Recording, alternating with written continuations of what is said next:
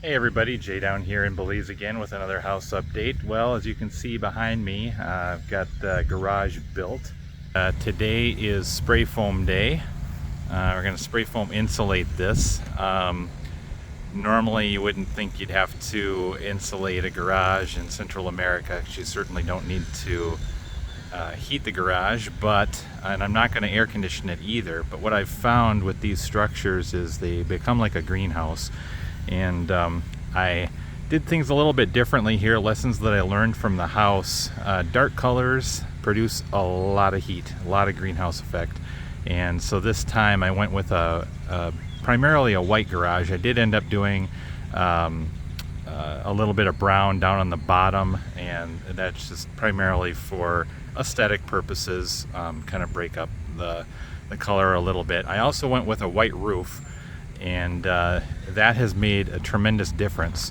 So one thing I learned about this, now the sun, it's a partially cloudy day here, so it's not a super prominent temperature difference. However, I did notice there is a really big temperature difference between the white panel and the brown panel. So if I come around the back side here, now unfortunately I don't have a thermometer right now to test this, so you're gonna have to take my word for it. So up on the top here, the white panel produces very little heat. It's fairly cool to the touch. I can still feel a little bit of warmth, but it's not too bad. But if I slide my hand down here, that is hot to the touch.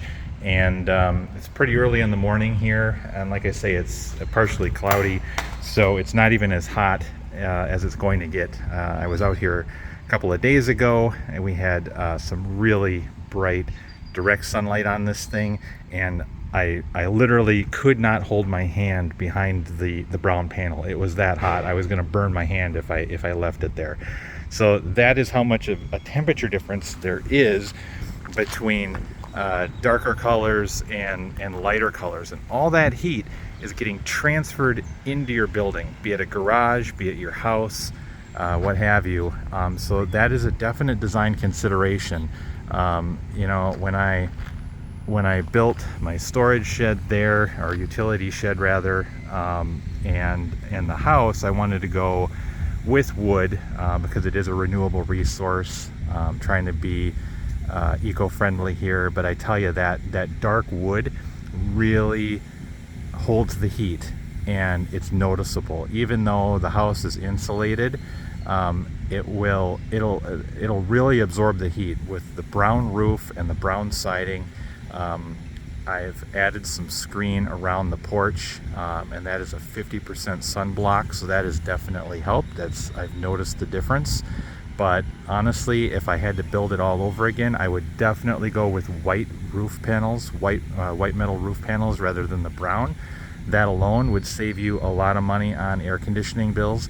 And on the outside, you know, I'm not crazy about white painted houses, but I can tell you it's definitely going to save you a lot on the air conditioning bill. Now, the ship has sailed. I'm not going to paint the house. I don't like the aesthetics of a white painted wood. So what I'm doing instead is I'm planting vegetation around the house. I've planted a bunch of banana trees there off the back corner. Those grow very fast. Within a year, they're basically 15 feet or taller, and they provide a lot of shade. And then a little bit further there in the turnaround section, the cul-de-sac, I have planted some more teak trees because they grow fairly fast. As you can see back here, my teak trees, this is after about 5 years of growth, and they provide a lot of shade, and they do extremely well down here. They've got a really hardy root system. So those are some design considerations when you choose your color for your house or any structure in any kind of a sunny climate. So that's my tips and tricks for today. Stay tuned for more updates from down here in Belize.